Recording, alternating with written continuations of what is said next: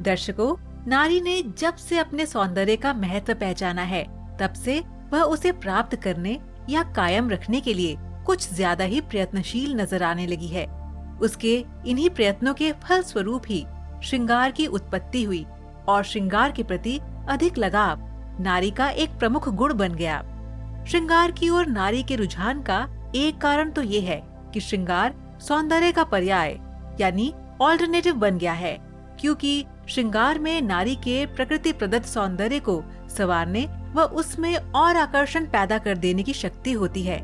श्रृंगार सौंदर्य का मापदंड भी बन गया है, क्योंकि सजी धजी नारी ही सुंदर होती है, ऐसी धारणा है लोगों की। हालांकि ऐसी धारणा जिन लोगों की भी है, वे ये भूल जाते हैं कि नारी स्वयं सौंदर्य का दूसरा रूप है, क्योंकि कंचन की तरह दमकती काया, झील सी गहरी आंखें, गुलाबों की तरह शरबती अधर, महकता यौवन आदि नारी के सौंदर्य की दी जाने वाली उपमाएं कवियों की कल्पना की उपज नहीं, बल्कि सत्य की अभिव्यक्ति है। इतिहास साक्ष्य है इस बात का कि नारी के इसी सौंदर्य के सामने अच्छे अच्छे मनीषियों, ऋषि मुनियों तथा तपस्वियों ने ही नहीं, बल्कि बड़े बड़े शूरवीरों ने भी अपने हथियार डाले हैं। लेकिन आज की नारी प्रकृति प्रदत्त सौंदर्य के महत्व को नकारती हुई श्रृंगार के प्रति दीवानी है। दीवानगी से भरी हुई नारी ये भी भूल जाती है कि अब देश काल तथा सभ्यता में काफी बदलाव आ गया है, इसलिए दैहिक सौंदर्य अब नारी के सौंदर्य का मापदंड नहीं रह गया, बल्कि उसका स्थान अब नारी की व्यवहार कुशलता ने ले लिया है। व्यवहार कुशलता तथा श्रृंगार प्रदान सौंदर्य के बीच चल रहे द्वंद्व के कारण ही अब ये प्रश्न उठता है कि नारी के सौंदर्य का वास्तविक मापदंड नारी के श्रृंगार को माना जाए या फिर उसके व्यवहार कुशलता को। वास्तव में इस प्रश्न का उत्तर कठिन भी नहीं है, क्योंकि वास्तविकता ये है, श्रृंगार से सौंदर्य का क्षणिक परिचय ही मिलता है, जबकि व्यवहार किसी भी नारी के स्वभाव तथा व्यक्तित्व रूपी सौंदर्य की स्थायी परिचायक बनती है। माना कि एक औरत सजी धजी है तथा सुंदर भी है, किंतु उसमें व्यवहारिकता बिल्कुल नहीं है, तो फिर उसके सौंदर्य का क्या अर्थ?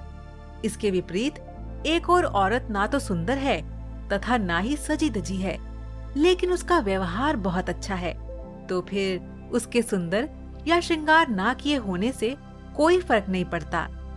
किंतु दुख का विषय ये है कि आज की नारियों को श्रृंगार क्षणिक आकर्षण देता है, जबकि व्यवहार का आकर्षण स्थायी होता है। वैसे महत्वपूर्ण मनोवैज्ञानिक तथ्य को नजरअंदाज करते हुए व्यवहार कुशलता से अधिक श्रृंगार को महत्व देने लगे हैं।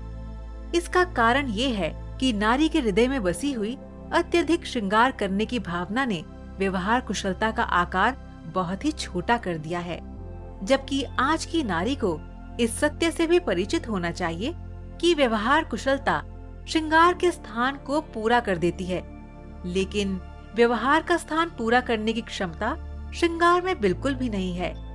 क्या ये ठीक नहीं है कि कोई स्त्री श्रृंगार करके चाहे कितनी भी सुंदर लग रही हो, लेकिन उसका व्यवहार यदि अच्छा नहीं है तो उसके सौंदर्य या श्रृंगार का कोई मूल्य नहीं रह जाता।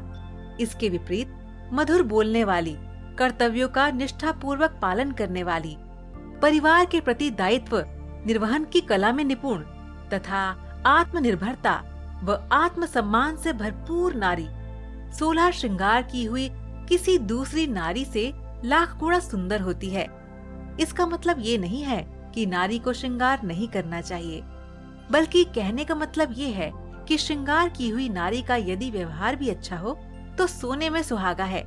लेकिन जहाँ श्रृंगार या व्यवहार में से किसी एक के चयन की बात की जाए तो वहाँ व्यवहारिकता की तुलना में श्रृंगार बहुत ही तुच्छ है, यानी कि छोटा है।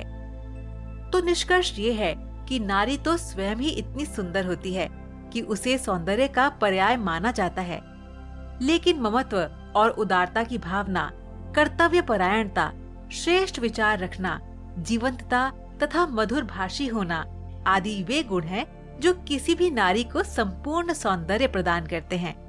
इन गुणों के सामने बनावटी श्रृंगारों की चमक सदैव फीकी रहती है। अतः नारी को व्यवहारिकता का श्रृंगार भी अवश्य ही करना चाहिए। तो दर्शकों, मिलते हैं आपसे एक नई वीडियो में। तब तक के लिए देखते रहिए समय चक्र।